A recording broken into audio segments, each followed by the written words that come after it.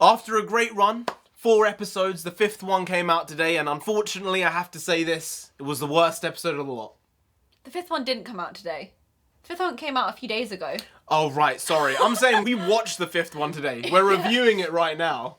Point being, it was a bit of a letdown. I think at this point in the story, we're filling in the blanks already. So the points of the 5th episode, we were guessing them before they happened. But it wasn't in the sort of enjoyable way, in the sort of, oh, I wish there was a little bit more. hey, NarendraTheComic here! Nonsense! Yes, and right now we're doing our episode 5 review of Hawkeye, because episode 6 is coming out tomorrow. So, well, we're going to be doing a review of that, season review then, but for me, this episode just didn't live up to the other ones. And I think it felt most like an MCU film. I think that's maybe why I didn't like it as much. Yeah, there's been this freshness to the episodic nature, and this one felt very full, but not in the way that I wanted it to. I liked the story, I liked where they were going with the characters.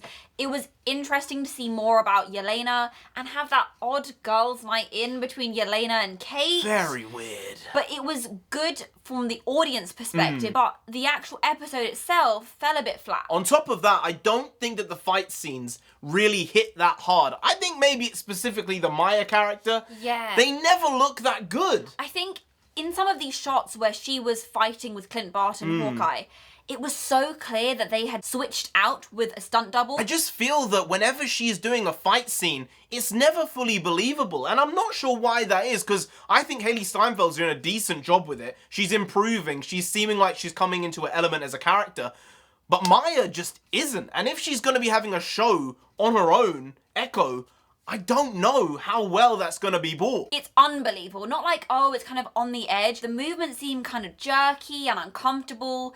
And then when it's actually wider shots, I just know that it's not her. Whereas with Jeremy Renner's performance, when the Ronin suit was on and it was definitely a stunt double, I still believed it. Maybe it's the background of the character and the amount we've seen of him. It's informing that slightly, isn't it? Yeah. But So maybe that's the same deal with Maya and it'll improve over time, but I'm just not that enthralled by her character. I don't really get it. I don't really like her that much. I don't really feel any sympathy for her. Whereas I feel sympathy for Kate. I'm trying to understand her situation properly.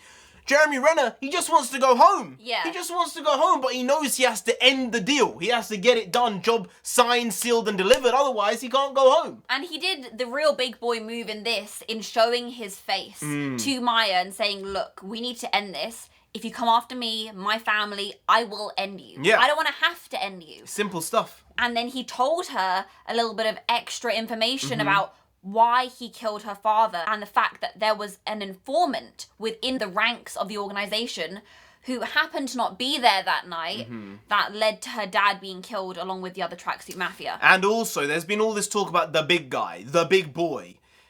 It's true, guys. Vincent D'Onofrio is back as Wilson Fisk. I say back. It's kind of like he was never there in the first place, because in the MCU he hasn't been there. But it really just depends on the way they're going to play this, because they might say he's been around for years and years as a criminal overlord or underlord or whatever you want to say, because it seems like Hawkeye is very aware of him, and he's like, I don't want him on my back. No. So how influential and how powerful is Wilson Fisk? I'm thinking when he was Ronin, he was rooting out from the bottom, and then he got to a certain place and went, I can't go any further with just me. This is a more than one-man operation for me to undertake, and it's not optional. So he just went for the underlings, because Wilson Fisk himself, outside of the criminal overlord stuff, is just so powerful. Yeah. I think there's the possibility that maybe Wilson Fisk owns Avengers Tower now. Yeah, see, that was out there. That was out there. Is he the guy? Is he going to show up in Spider-Man 4? Is it? Is that what's going to happen? I want it. I want it. I really want it. Plus, if Charlie Cox is back, which he is back, if you don't know from Spider-Man No Way Home, Matt Murdock, Daredevil, is in the MCU. So it just leads me to think, is Daredevil going to show up in the last episode? Please. I don't think so, because I think it would just be too much to pack into 45 minutes, but I want it. You know what? If they did it, it would go so viral. Yeah. The numbers for Hawkeye haven't been as strong as some of the other Disney Plus series. But if they were to throw in Charlie Cox now, especially after Spider-Man's come out, boys, it would spread like wildfire. It would be huge. It would be huge. I think every Marvel fan wants to see it. And I say Marvel fan, I'm talking about the deep guys. Not the people like, oh, I like the shows, oh, maybe I watch the films as well. It's like, no.